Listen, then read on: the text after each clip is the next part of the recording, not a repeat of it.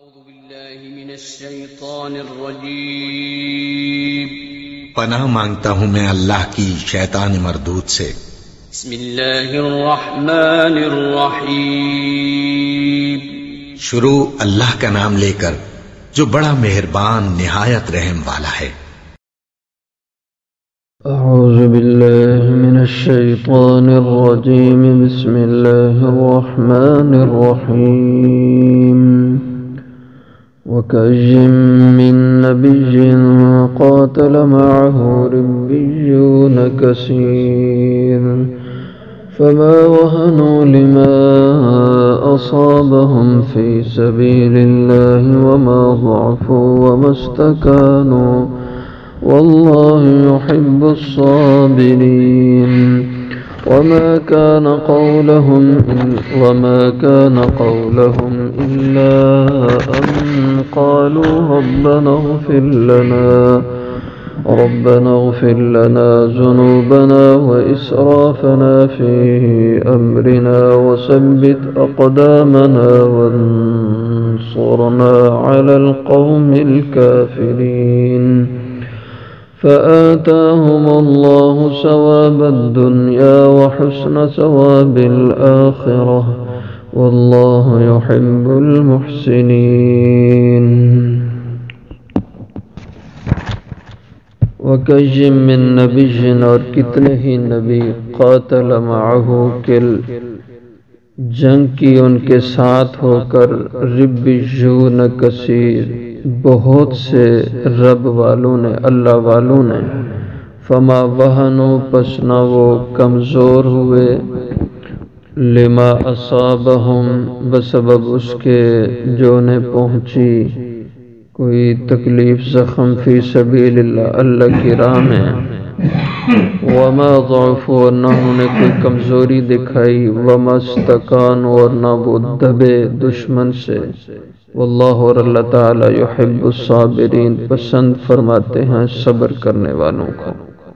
وما کان قولہم اور نہیں تھا ان کا قول ان کی بات اس موقع پر الا مگر ان قالوا یہ کہ انہوں نے یہ کہا ربنا اغفر لنا ذنوبنا اے ہمارے پروردگار بخش دے ہمیں ہمارے گناہ وَإِسْرَافَنَا اور ہماری زیادتی کو فی امرنا اپنے معاملے میں وَثَبِّتْ أَقْدَامَنَا اور جما دے ہمارے قدم وَانصُرْنَا اور ہماری مدد فرما علی القوم الکافرین کافر لوگوں کے خلاف فَآتَاهُمُ اللَّهُ پس دیا انہیں اللہ تعالی نے ثواب الدنیا بدلہ دنیا کا وحسن ثواب الآخرہ بہت ہی خوب بدلہ آخرت کا واللہ یحب المحسنین اور اللہ تعالی پسند فرماتے ہیں نیکی کرنے والوں کو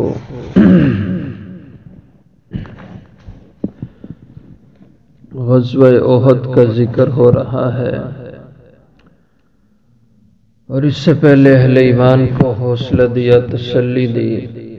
کہ اللہ کے نبی اگر دنیا سے چلے بھی جائیں آخر جانا ہی ہے تو دین تو باقی رہے گا اس دین کو زندگی پوری تھام کے رکھنا اس پہ استقامت سے چلنا ہے اب مثال دی کہ اس سے پہلے حضرات انبیاء علیہ السلام جو دنیا میں تشریف لاتے رہے ان کی امتیں ان میں بھی قتال جہاد کا عمل جاری رہا اور ان کے پیروکار ان کے ساتھ شامل ہو کر میدان جہاد میں اترتے تھے وَكَأَيٍّ مِّن نَبِيٍّ اور کتنے ہی نبی قاتل معه کہ لڑے جنگ کی ان کے ساتھ ہو کر ربیون کثیر ان کے زمانے کے ان کی امت کے لوگ جو اللہ والے تھے ربیون رب والے کثیر بہت بڑی تعداد میں کہ اس زمانے کے اہل اللہ انبیاء کی قیادت میں جہاد کرتے رہے اور ہمت کے ساتھ وہ میدان میں اترے فما وہنوا پس نہ انہوں نے کم ہمتی دکھائی کوئی بزدلی نہیں دکھائی لما اصابہم فی سبیل اللہ اس کے سبب جو انہیں کوئی زخم، تکلیف، کوئی مشکل ہوئی اللہ کی راہ میں، تو وہ ہمت کے ساتھ ڈٹے رہے انبیاء کے ساتھ۔ وما ضعفوا، اور نہ وہ کمزوری انہوں نے دکھائی، ومستکان، اور نہ دشمن سے دبے، اور بہادری کے ساتھ میدان میں ڈٹے رہے۔ اور یہی ادا اللہ کو پسند ہے کہ اللہ کے دین کے لیے جب میدان میں اترو تو ڈٹ کے رہو، استقامت کے ساتھ رہو، اس وقت بزدلی نہ دکھاؤ۔ واللہ یحب الصابرین، اور اللہ محبت کرتے ہیں، پسند فرماتے ہیں صبر کرنے والوں کو۔ جو آدمی صبر کر لے ایسے حالات میں، مشکلات میں، اور میدان جہاد میں اگر اترا ہے تو ڈٹ جائے اور صبر کے ساتھ میدان میں کھڑا رہے، تو اللہ کو یہ ادا بہت پسند ہے۔ اور ایسا ہی تھا کہ آپ صلی اللہ علیہ وسلم کے زمانہ میں آپ کی امت، اس نے بھی اسی طرح استقامت دکھائی، صحابہ رضی اللہ عنہم نے تو استقامت کی مثالیں پیش کر دیں، اور خوب بہادری کے ساتھ میدان میں، جیسے یہ احد کے حضرات زخمی واپس لوٹے مدینہ میں، تو جیسے پہلے میں نے عرض کیا تھا، اگلے دن پھر حکم ہوا زخمی حالت میں مدینہ سے کم و بیش 8 میل تک پھر کافروں کے تعاقب میں گئے، اور اللہ نے کافروں کے دل میں ایسا رعب ڈالا کہ وہ پھر بھاگے، مکہ کی طرف واپس نہیں آئے۔ تو یہ ہمت تھی، زخموں سے چور ہے لیکن پھر اللہ کے نبی کے حکم پہ چلے۔ اور اسی طرح بہت سے موقعوں پر صحابہ رضی اللہ عنہم نے عظیم قربانیاں پیش کی۔ اور جنگ یمامہ میں آپ حضرات نے سنا ہوگا، جو مسیلمہ کذاب کے خلاف حضرت صدیق اکبر رضی اللہ عنہ کے دور میں جنگ ہوئی، اور اس میں مسلمانوں کو بہت بڑا نقصان اٹھانا پڑا۔ 1400 کے لگ بھگ صحابہ اس جنگ میں شہید ہوئے تھے، اور ان میں 700 وہ صحابہ تھے جو قرآن کے حافظ تھے۔ اس وقت یہ تحریک چلی تھی کہ قرآن کو جمع کرو، کہ یہ ایک بہت بڑا دھچکا لگا تھا کہ ایک ہی موقع پر 700 قرآن کے حافظ وہ شہید ہوئے، لیکن ڈٹے رہے میدان میں اور استقامت کے ساتھ۔ انہی صحابہ میں ایک صحابی حضرت حبیب ابن زید انصاری رضی اللہ عنہ گرفتار ہو گئے، مسیلمہ کے پاس پیش کیے گئے۔ تو مسیلمہ نے کہا کہ تم ہمارے علاقے میں کیوں آئے ہو؟ کیا تمہارا مقصد ہے؟ کس سے لڑنے آئے ہو؟ انہوں نے کہا کہ ہم اللہ کے دین کے لیے کافروں سے لڑنے آئے۔ تو اس نے کہا تم ہمیں کافر سمجھتے ہو؟ کہا ہم تجھے کافر سمجھتے ہیں۔ اس نے کہا کیسے؟ میں تو کلمہ شہادت پڑھتا ہوں۔ اس نے پڑھا اشہد ان لا الہ الا اللہ و اشہد ان محمدا عبدہ و رسولہ۔ اس نے کہا میں حضور کو مانتا ہوں، حضور کا کلمہ پڑھتا ہوں، اور حضور صلی اللہ علیہ وسلم کی نبوت کا اقرار کرتا ہوں، میرے بھی وہ نبی ہیں، البتہ ان کے بعد ان کی ذلی بروزی نبوت مجھے بھی حاصل ہے۔ فرمایا اسی وجہ سے تو تجھے کافر کہتا ہوں، تو کافر ہم کافروں سے لڑنے آئے ہیں۔ تو مسلمہ نے ڈرایا دھمکایا اور کہا کہ میرا کلمہ پڑھ لو، میرے اوپر ایمان لے آؤ کہ میں بھی حضور کے بعد نبی ہوں۔ تو فرمایا میں تجھے نبی نہیں تسلیم کر سکتا، اور میرے عقیدے میں حضور پر نبوت ختم ہے، اور تجھے میں نبی نہیں مان سکتا۔ تو اس نے کہا پتہ ہے میرا، میں بہت سخت سزائیں دیتا ہوں، اور میں تو جو چاہے سزا دے لے، میں حضور کے بعد تجھے نبی نہیں مان سکتا۔ تو اس نے اپنے جلاد کو بلایا اور اس کے ہاتھ میں تیز ٹوکا دیا، اور اس کو کہا کہ اس کا ایک ہاتھ یہاں کلائی تک، جوڑ تک کاٹ دے۔ اس نے تیز ٹوکے سے ان کا ایک ہاتھ یہاں سے کلائی تک کاٹ دیا۔ تو فرمایا اب بتا مجھے نبی مانتا ہے؟ حضرت حبیب ابن زید رضی اللہ عنہ نے فرمایا کہ نہیں مانتا، تجھے کافر مانتا ہوں، میں تجھے نبی نہیں مانتا، تو میرے جسم کے ٹکڑے ٹکڑے کر دے، تجھے نبی نہیں مان سکتا میں۔ اس نے کہا کہ اس کو کونی تک اس کا بازو یہ کاٹ دو، ایک ایک جوڑ وہ کاٹتا گیا کونی تک۔ پھر کہا مانتے ہو؟ کہا نہیں مانتا، پہلے سے بھی زیادہ پختہ ہو گیا ہوں کہ تو نبی نہیں، تو جھوٹا ہے۔ اس نے یہاں کندھے تک ہاتھ کٹوا دیا، پھر پوچھا،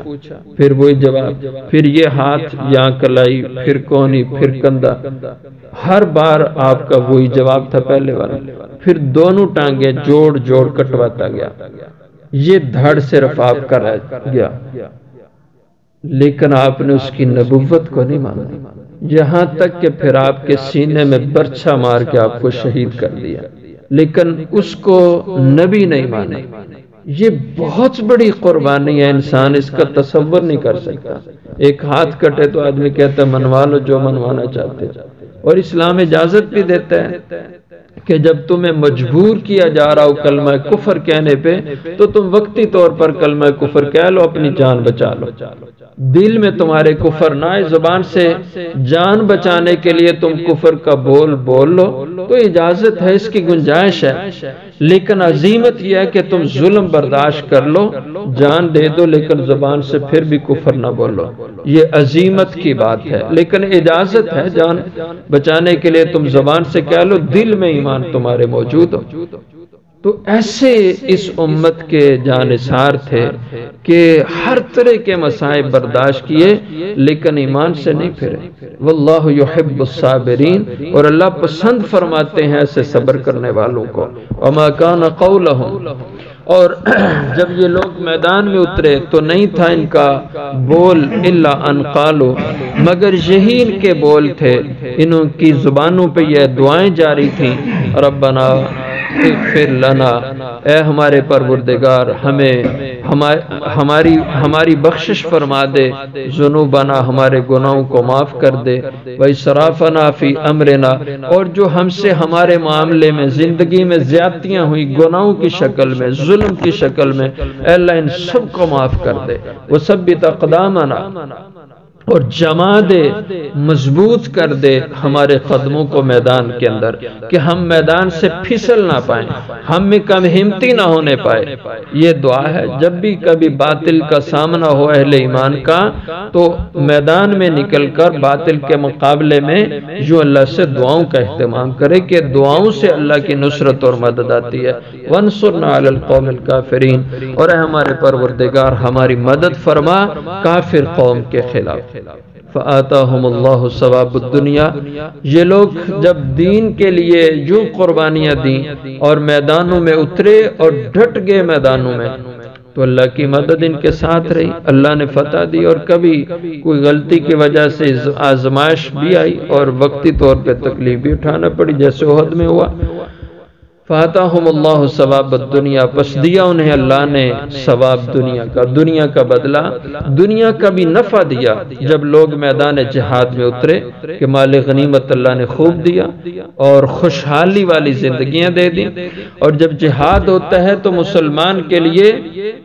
اللہ تعالیٰ جو رزق کے دروازے کھولتے ہیں، اور احادیث مبارکہ کی روشنی میں اہل علم نے لکھا ہے جو سب سے پسندیدہ رزق ہے